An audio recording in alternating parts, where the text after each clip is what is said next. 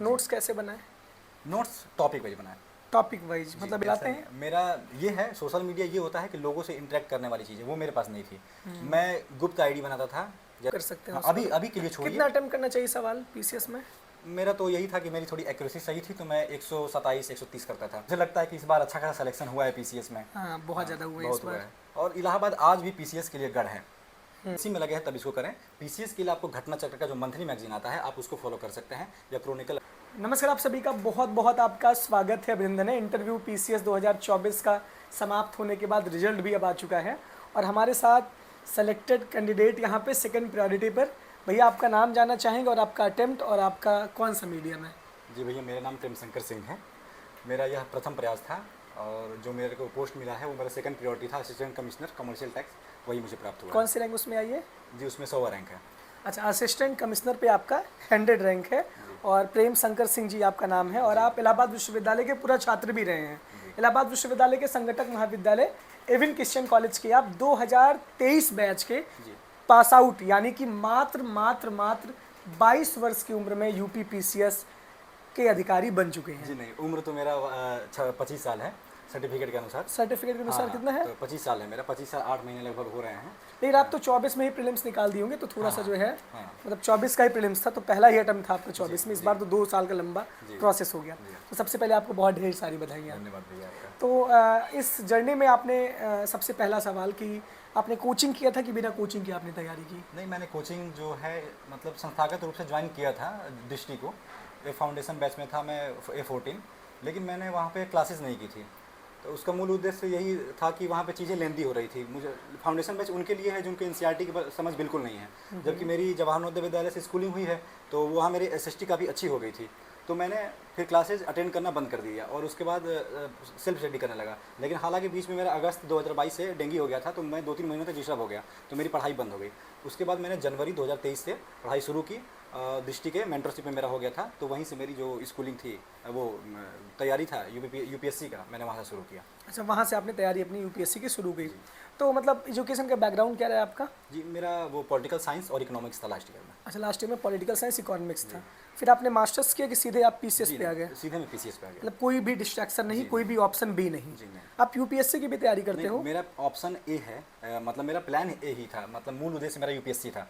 Plan B मेरा अचानक बना दिसंबर 2024 में, जब मैं देखा कि हड़ताल हो रहा था, तो मैंने देखा कि मैंने भी इसका फॉर्म डाला है, तो मुझे लगा इसको दे देना चाहिए, वैकेंसी काफ़ी अच्छी खासी है। तो मैंने उस समय बीपीएससी का भी फॉर्म डाला था और यूपी पीसीएस का भी डाला था, तो मैंने दोनों का दे दिया। एक 12 दिसंबर को था, एक 22 दिसंबर को था, तो मैंने प्रीलिम्स दोनों का दिया। हालांकि बीपीएससी का रिजल्ट पहले आया, तो मेरा उसमें चयन हो, मतलब प्रीलिम्स मेरा क्वालिफाई हो गया था। तो मैं दिल्ली में उस समय था, तो मेरी मेंस काफ़ी अच्छी हो चुकी थी उस समय तक, तो मैंने बीपीएससी पे काफ़ी अच्छा खासा प्रैक्टिस किया। लगभग 800-900 मैंने क्वेश्चन लिखे थे। 800-900 सवाल आपने लिखे जी थे? जी। मतलब इतना डेडिकेशन से, मतलब अगर पीसीएस निकालना है तो आपको डेडिकेशन बहुत जरूरी राइटिंग है। सेक्शन में आपको करना पड़ेगा। अगर आप पहला अटेम्प्ट है आपका, तो आपको उन बच्चों से टैकल करना है जो कि कई साल से लगे हुए हैं, 7-8 साल से। सेलेक्टेड भी हैं? जी, सेलेक्टेड भी हैं, उन्के साथ करना है। तो जैसा कि आप इस बार भी देखें, बहुत सारे सेलेक्टेड लोग थे जो लिस्ट में नहीं हैं। नहीं है लिस्ट में बिल्कुल भी। इस बार लगभग 12 डीएसपी पिछले साल सेलेक्टेड थे, उन्होंने एसडीएम के लिए इंटरव्यू दिया था, मतलब पीसीएस का इंटरव्यू दिया था, लेकिन एक का भी नाम उस मेन लिस्ट में है ही नहीं है। तो यही है कि आपको उनसे कंपटीशन है आपका, तो आपकी कॉपी उच्च दर्जे की होनी चाहिए, उनमें अच्छा खासा वैल्यू एडिशन होनी चाहिए, फ्रेमिंग टॉपर्स के अनुसार होनी चाहिए। अच्छा, ये चीज़ें थी। अच्छा, जैसे कि बहुत सारे बच्चे आपका बैकग्राउंड क्या रहा है, मतलब पारिवारिक स्थिति, पिताजी क्या करते हैं आपके? मेरे पिताजी का मसाले की दुकान है।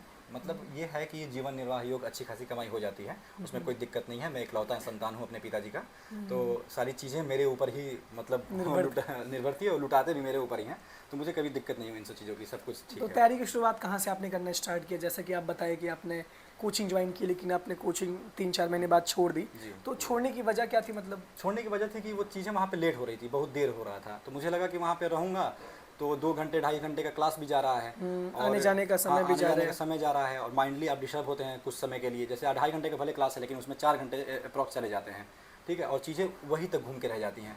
तो मुझे लगा कि मुझे इससे हट जाना चाहिए और अपना सेल्फ स्टडी पे ध्यान देना चाहिए। तो सेल्फ स्टडी की शुरुआत आपने कैसे की? मतलब कोई बच्चा अगर तैयारी की शुरुआत करना चाहता है जी। तो मतलब अगर आर्ट्स बैकग्राउंड से, किसी भी बैकग्राउंड से हो, तो शुरुआत कैसे करें वो? देखिए, अगर आपका एनसीईआरटी पे पकड़ अच्छी खासी है, एसएसटी पे, तो आप सीधे रेफरेंस बुक पे आ सकते हैं। अच्छा, तो मैं सीधे तौर पे मैं रेफरेंस बुक पे आ गया था, जैसे पॉलिटिकल एम लक्ष्मीकांत। मतलब पूरी लिस्ट बताइए रेफरेंस हाँ, बुक की। तो रेफरेंस बुक में सबको पता है, बहुत फेमस है, एम लक्ष्मीकांत है, Political मॉडर्न हिस्ट्री के लिए स्पेक्ट्रम है, जी। आपका आर.एस. शर्मा है। हालांकि मैंने मेडिवल हिस्ट्री के लिए कोई बुक नहीं लिया था, उसका मैंने कोई नोट्स मार्केट से उठा लिया था। उसका नाम नहीं पता, किसी टॉपर्स का था, मैं उसको ले लिया था। तो उसमें वेन डायग्राम के थ्रू अच्छे से बताया गया था।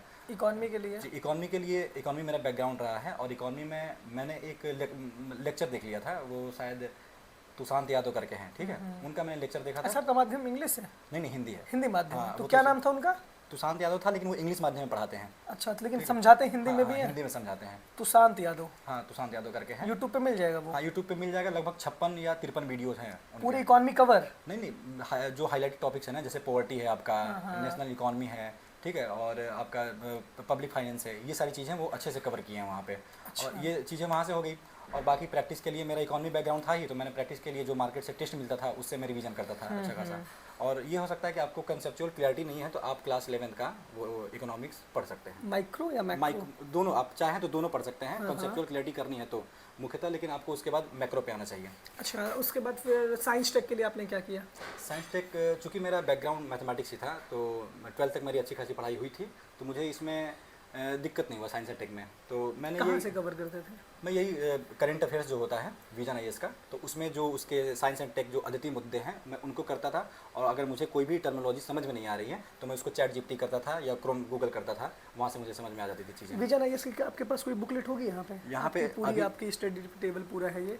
हाँ, अभी आपकी मेंस की कॉपी भी ये रखी है? अभी हाल फिलहाल में तो जो था, मैं 3-4 महीने से उसको लाया नहीं हूँ, लेकिन उसको ढूंढना पड़ेगा। ये आपके नोट्स है क्या? हाँ, ये मेरे नोट्स है। देखिए नोट्स कैसे बनता है। नोट्स ये GS5 GS6 का है। देखिए GS5 और GS6 के नोट्स ये कैसे टॉपिक बनती वाइज है? नोट्स है सारे। टॉपिक वाइज सरकारी प्रयास किस तरीके से, देखिए ऐसे नोट्स बनाते हैं। लोकायुक्त की नियुक्ति किस तरीके से, और राइटिंग तो बहुत अच्छी है आपकी। जी, विजन आईएएस देखिए, ये देखिए। अच्छा, विजन आईएएस की मैगजीन, यही इसको है, कैसे आपको पढ़े? मतलब ये है विजन कि आईएएस की मैगजीन को कैसे पढ़े? देखिए, करंट, हाँ, अगर मैंने इसको लाया है ना, तो ये हो सकता है कि इस महीने का जो करंट अफेयर्स था काफ़ी मतलब इंपॉर्टेंट था, तो मैंने इसको लाया इसको पढ़ने के लिए।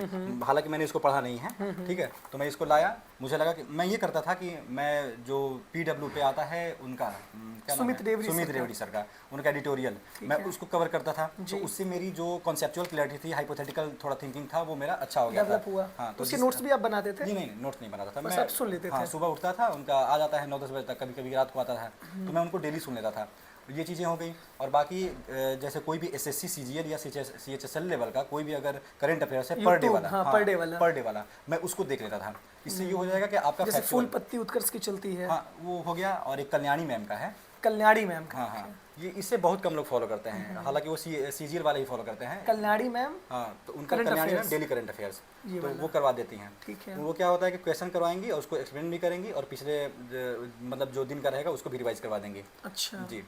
और उसको लिखते भी थे आप? करंट अफेयर्स मैं करंट अफेयर्स लिखा कभी नहीं हूँ। मुझे लगा है कि इस बार का ये करंट अफेयर्स इंपॉर्टेंट, जब लास्ट ईयर एग्जाम होता था तो मैं आई दृष्टि आती थी PCS के लिए, मैं उसको ही लेके मल्टीपल टाइम। लेकिन अगर आप डेली करंट अफेयर्स पढ़ोगे तो आपके दिमाग में क्लिक करता रहेगा ना, हाँ, वो क्लिक कभी करता ना कभी क्लिक रहेगा, करेगा वो आपके माइंड में रहेगा। अगर आप आंसर राइटिंग कर रहे हैं, मेरा ये था कि मैं पूरे साल आंसर राइटिंग करता ही करता था। डेली आंसर हाँ, राइटिंग? डेली में करता था। मतलब आपको ये है कि 1-2 क्वेश्चन मुझे लिखने ही लिखने हैं। जैसे सुमित रेवड़ी सर ही लास्ट में क्वेश्चन देते हैं, कोई टॉपिक है तो आपको उस पर लिखना है। तो जैसे मान लीजिए कोई बच्चा है उस पर लिख ही नहीं पा रहा है, तो वो क्या करे? चैट जीपीटी से लिखे, कहीं से भी लिखे वो? देखिए, शुरू में अगर आप हैं तो आपको फ्रेमिंग पे काम करनी चाहिए। फ्रेमिंग पे हाँ, काम। ये नहीं कि आप केवल जाएं और लिखना शुरू कर दें डायरेक्ट सीधे, तो उससे ये होगा कि आपके हैबिट में आ जाएगा कि आप फ्रेमिंग अच्छे से नहीं कर पाएंगे। तो आपको करना चाहिए कि आप फ्रेमिंग पहले अच्छे से करें, भूमिका को कैसे लिखना है, बॉडी में आपको कैसे पॉइंटर्स डालने हैं, कंक्लूजन कैसे लिखना है, तो पहले आप ये सीखें, ठीक है। उसके बाद अगर आपको कंटेंट नहीं मिल रहा है तो हाँ, कंटेंट को ही आप एक फ्रेम में डालने के प्रयास करें, तो आपको एक लिखने की एक शैली हो जाएगी। उसके बाद आप कोई भी रैंडम क्वेश्चन उठाएं, PYQ, कोई भी टॉपिक पढ़ रहे हैं उसको आप लिखना शुरू कर दें, ठीक है।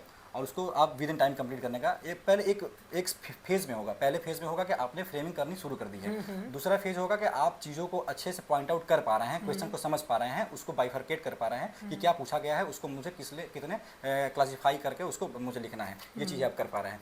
उसके बाद आता है कि फाइनल आपको अब उसमें युद्ध में उतरना है, तो आप PYQ उठाइए, उसको लिखिए और उसके बाद देखिए, टाइमर लगाइए, उसको लिखना शुरू कर दीजिए कि आप 10 मिनट में 7 मिनट में कंप्लीट कर पा रहे हैं कि नहीं कर पा रहे हैं। आंसर राइटिंग का पूरा स्ट्रेटेजी जी, है। जी। जैसे किसी को मैगजीन पढ़नी है करंट अफेयर्स के लिए, आपने बोला कि आप PW का वो एनालिसिस देखते थे, आपने बोला कल्याणी मैम का या जो भी वनडे का कोई अच्छी SSC सीजन लेवल की आप करंट अफेयर्स देखते थे, तो विजन की इस मैगजीन का क्या रोल था? मेंस में इसका बहुत बड़ा रोल है। कोई भी मान जैसे किसी को प्रीलिम्स निकालना हो, PCS नहीं, 2026 का प्रीलिम्स देना हो, आप तो UPSC की भी तैयारी करते हो, जी, जी। तो मान लीजिए PCS का ही किसी को प्रीलिम्स देना हो, अभी 7 से 8 महीने हैं, उसकी स्ट्रेटेजी क्या होनी चाहिए? PCS के लिए तो आपको मुझे लगता है कि इसको नहीं करना चाहिए। अगर आप UPSC में लगे हैं तब इसको करें।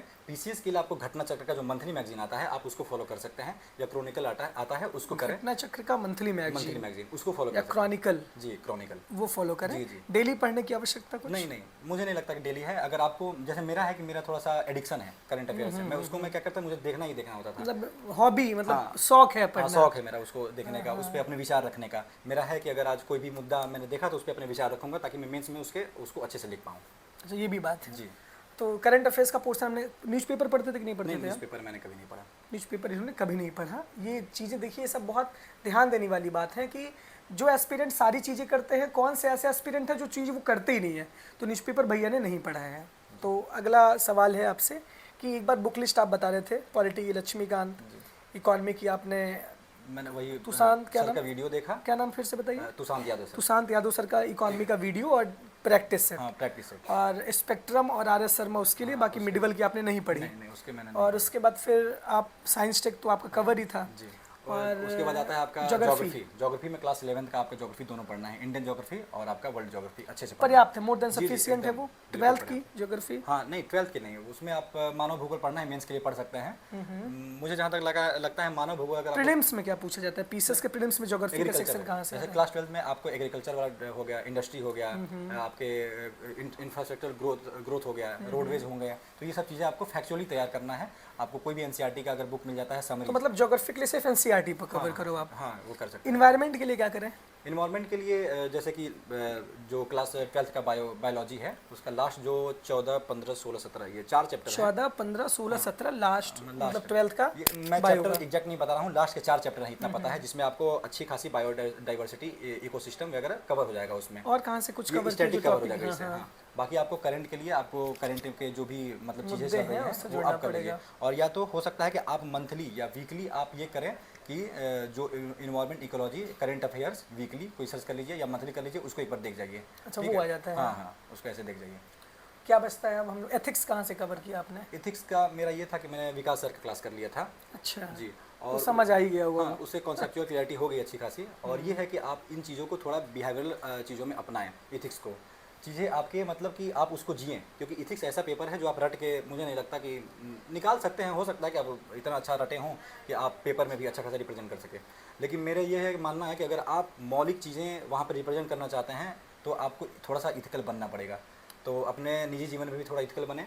और आपको तैयार करना है कोई भी मेंस का टॉपिक, तो उसमें आप हर सब्जेक्ट का GS1, GS2, GS3 से लेकर GS6 तक आप उसको एक वो करें, टॉपिक लिखें कि मेरा आज टॉपिक 1 है, मुझे इस टॉपिक को कवर करना है कैसे। ठीक है? अच्छा, आप पूरा प्लान बना देते क्या? हाँ, हाँ, कहाँ लिखते थे प्लान? कोई आपके प्लान तो पास? मेरा एक पीछे है, नहीं तो मैं जब दृष्टि में जाता था लाइब्रेरी में। ये तो अब इसका कोई काम अभी तो है बाद में। ये ये क्या आपका प्लान है, इसमें क्या लिखे हैं? हाँ, ये चीज़ें हैं, मेरा इंटरव्यू की तैयारी चल रही थी तो मैंने लिखा था कि इसमें क्या करना है। ये दोनों था, UPSC भी था और इंटरव्यू के लिए भी। तो देखिए इसमें मैंने पॉलिटी में गवर्नेंस नोट्स मुझे सेल्फ रिवीजन करना है, जो मेरे अपने नोट्स हैं। फिर प्रीज का जो PYQ है UPSC का, वो मुझे करना है। NCERT का MCQ कहाँ से लगाते थे? NCERT का MCQ मेरे पास बुक है। अच्छा, बुक दिखा मैं दीजिए। इसके लिए बुक दिखा दे रहा हूँ मैं। सब कुछ देख लीजिए, पूरी स्ट्रैटेजी यहाँ पे एकदम लाइव स्ट्रैटेजी आपको बता रहे हैं। बहुत आराम से इंटरव्यू लिया जा रहा है, आपको एक एक चीज़ें आप कहीं से भी। अच्छा, ये तो स्टैटिक जीके है, ठीक है? स्टैटिक जीके का ये ब्रह्मास्त्र है, हिंदी माध्यम, महेश कुमार बड़ावाल का। और भी सारी चीज़ें हैं। ये फ़ायदा करता है कि नहीं करता ये आपके ये पेपर में? देखिए, ये क्लास 6 to 12 है, वस्तुनिष्ठ।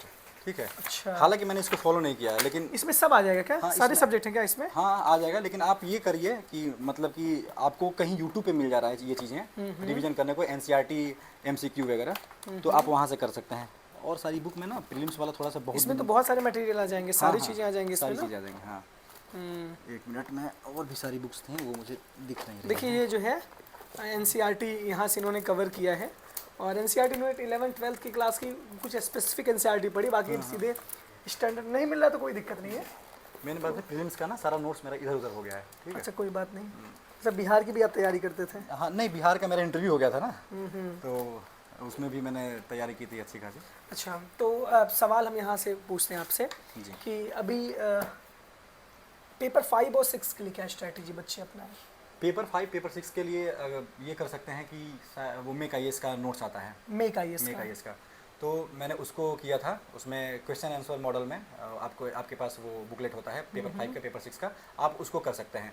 तो हालांकि जब मैं आया था यहाँ पे तो वो 2023 का था, मेरे पास अद्यतित नहीं थे, मुझे मिला ही नहीं था, क्योंकि मेरे पास मात्र पीसीएस के लिए यूपी के लिए 40 दिन थे। तो मैंने क्या किया था कि जब मैं दिल्ली था तो वहाँ पे क्वेश्चन बैंक ले लिया था, शायद यूथ कंपटीशन का था, मुझे एग्जैक्ट याद नहीं है। तो मैंने क्वेश्चन बैंक ले लिया था पेपर 5 का पेपर 6 का, वो लिया। फिर मैंने पीवाईक्यू था उसको किया, और उसके मैंने नोट्स बना लिए, यही शॉर्ट जो नोट्स आप दिखा रहे थे ना, ये वाली चीज़ें टॉपिक वाइज नोट्स। ये देखिए, ये नहीं है, ये शायद ये है जीएस का है। जीएस का दिखाइए, हाँ, क्या ये है जीएस का है, ये वाला, ये पेपर 5 पेपर 6 पहले देख लेते हैं। 5 पेपर 6 का नोट्स। इसमें क्या है कि टॉपिक 9 है, टॉपिक 9 में स्थानीय स्वशासन। देखिए ये एकदम साफ तौर पे देखिए, जैसे टॉपिक 9 है पेपर 5-6 में, जैसे स्थानीय स्वशासन, लोक नीति, अधिकार संबंधी मुद्दे। अब यहाँ पे विकेंद्रीकरण की सीमाएं, नीतिगत निर्णय, वित्तीय निर्भरता, प्रशासनिक क्षमता, तो ये कहाँ से आप इसको लिखते थे आप? ये मैं अपने से, मतलब मेरी थोड़ी सी हाइपोथेटिकल थिंकिंग अच्छी हो गई थी, तो मैं सोचता था कि अच्छा इसके अंदर ये चीज़ें आएंगी, तो मैं उसके ये वित्तीय सुझाव मतलब एक है। पेज में एक टॉपिक की नोट्स हाँ, एक पूरी हो topic की जाएगी। notes हो जाएगी। इस पे आपको फिर जब से बुलेट पॉइंट्स में आप आंसर लिख जी, सकते हो जी, उसमें, लिख सकते हैं। तो सारी चीज़ें नोट्स है। टॉपिक हाँ, ये 10, देखिए, टॉपिक ये सरकारी 11, प्रयास क्या होंगे इस हाँ, पे, हाँ। ये ई गवर्नेंस के लिए जो है। भी पोर्टल वोर्टल सारी चीज़ें हैं, जी, सरकारी प्रयास क्या है, प्रशासनिक समस्याएं, टॉपिक 12 में आंतरिक आंतरिक असुरक्षा सुरक्षा। के प्रकार। देखिए ऐसे नोट्स बनते हैं। देखिए जो टॉपर्स होते हैं हाईलाइट भी यहाँ पे किए हैं, और ये छोटी सी भी नोट्स आपको दिख रही है, तो ये सब देखिए, ये सब इसमें सब में लगे रहते हैं। और यूपी शिक्षा, ये सारी चीज़ें हैं। हाँ। तो पेपर 5-6 के लिए सिर्फ यूथ की आपने एक बुक ली थी और जी, क्वेश्चन बैंक था क्वेश्चन वो। बैंक लिया था आपने। तो यहाँ से एथिक्स तो आपने विकास सर की क्लास से ही पढ़ ली, करंट अफेयर्स आपने बता ही दिया। तो अब ये बताइए कि आंसर राइटिंग कैसे किया जाए, क्योंकि प्रीलिम्स की तैयारी तो अभी बात करेंगे, एक मतलब सिंपल वीडियो बनाएंगे उस पर, लेकिन अभी मेंस के लिए क्या इंपॉर्टेंट है? मेंस के लिए इंपॉर्टेंट है कि आप पहले GS1 उठाइए, मतलब सारे जो भी आपको तैयारी करनी है GS1 उठाएं, आप PYQ को एनालिसिस कीजिए कि कहाँ से क्वेश्चन ज़्यादा पूछे जा रहे हैं, उसको थीम को आप पॉइंट आउट कीजिए कि मुझे जब मैं GS1 का ये टॉपिक पढ़ूंगा तो मुझे इस चीज़ों पर ज़्यादा ध्यान देना है। ठीक, आप उसको पहले अच्छे से पढ़ लें। PYQ को जो भी क्वेश्चन है आप उसको रैंडमली लिखने का प्रयास करें विद इन टाइम, और फिर देखिए टाइमर लगा के कि आप क्या क्या लिख पा रहे हैं, क्योंकि जब आप प्रैक्टिस करेंगे ना, जब लिखेंगे तब आपको समझ में आएगा कि मैं कहाँ मुझे चुनौतियों का सामना करना पड़ रहा था, यहाँ चीज़ें मुझे याद नहीं आ रही थी, यहाँ मैंने पॉइंट नहीं डाले, यहाँ मैंने पैराग्राफ लंबा लिख दिया, मैंने यहाँ पे मुझे ये डायग्राम यूज़ करना था, मैं यहाँ पे पाई चार्ट यूज़ कर सकता था, यहाँ पे मैं डायग्राम ये मतलब कि फ्लो चार्ट वगैरह लगा सकता था। तो वो चीज़ें आप साइड में लिखिए कि मुझे ये करना था, ये करना चाहिए था, वैल्यू एडिशन अपना खुद से देखिए वहाँ पे। कितने सवाल सॉल्व करने चाहिए मतलब डेली अगर आप सच में आए हैं इस तैयारी के लिए, तो मुझे लगता है कि पर डे 3-4 क्वेश्चन मिनिमम आप लिखिए, लिखें, चाहे हाँ, आए चाहे ना, लेकिन हाँ, लिखते रहें, लिखें। प्रैक्टिस करते रहें। हाँ, प्रैक्टिस मतलब मैंने आपको पहले बताया था कि आपका एक ऑर्डर होना चाहिए कि पहले मैं फ्रेमिंग सीख लूँ कैसे भी करके, ये नहीं कि बिना फ्रेमिंग सीखे मैं लिख रहा हूँ। पैराग्राफ की आदत हो गई मुझे, तो वो आदतें बिगाड़ देंगी आपको, फिर आप वही पुरातन शैली अपनाएंगे और रिपीटेटरों की तरह आप इंटरव्यू देंगे, फिर बाहर होते रहेंगे, तो मेंस में आपका सुधार नहीं होगा।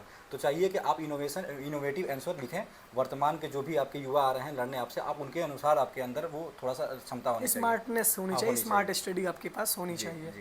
ये इंपॉर्टेंट है। इस सफलता की जर्नी में आप तैयारी बहुत दिन से कर रहे हैं, 2-3 साल से आप तैयारी कर रहे होंगे। सोशल मीडिया से आप बहुत नज़दीक थे कि बहुत दूर थे आप? नहीं, मैं बहुत नज़दीक था। बहुत नज़दीक थे? जी जी। नहीं, बहुत लोग कहते हैं सोशल मीडिया चलाते ही नहीं थे, नहीं, आप नहीं, चलाते ऐसा हैं? नहीं। मेरा ये है, सोशल मीडिया ये होता है कि लोगों से इंटरेक्ट करने वाली चीज़ है, वो मेरे पास नहीं थी। मैं गुप्त आईडी बनाता था, जैसे कोई भी नहीं जाने कि मैं ही हूँ वो, हाँ, हाँ। और उस पर कोई सब्सक्राइबर मेरे नहीं होते थे, मैं न किसी को फॉलो करता था।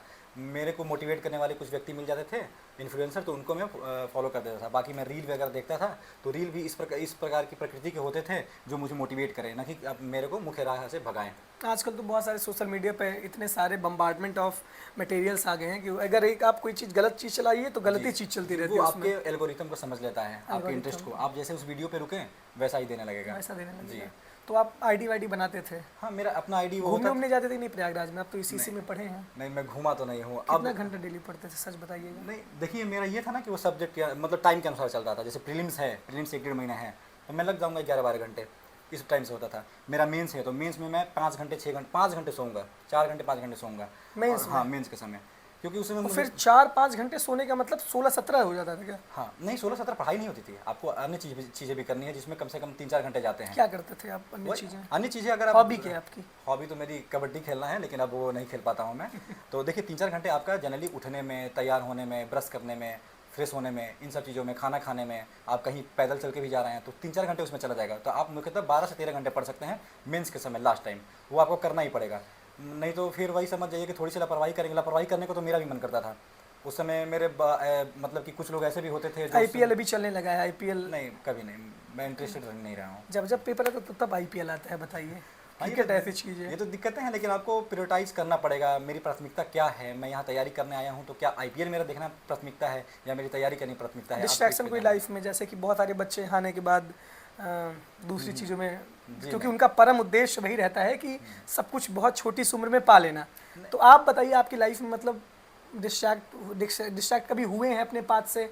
और जो बच्चे डिस्ट्रैक्ट होते हैं फर्स्ट ईयर में बहुत मोटिवेट रहते हैं, चाहे वो ईसीसी के हों, चाहे वो इलाहाबाद के हों, चाहे यूपीएससी करने गांव से आए हों, कोई बड़ी कोचिंग जाके ज्वाइन कर लेंगे, 2 लाख रुपया पिताजी का दे देंगे या खुद ही सेल्फ स्टडी करेंगे, लेकिन सेकेंड ईयर 1 साल बाद उनके मोरल डाउन होने लगते हैं और वो डाइवर्ट होने लगते हैं।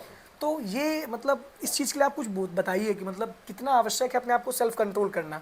देखिए इम्पॉर्टेंट ये है ना कि आपको ये देखना है कि आप 2 साल बाद अगर ये कर रहे हैं, 3 साल बाद अगर जो भी आप वर्तमान में कर रहे हैं, इसका प्रभाव उस पर क्या पड़ने वाला है।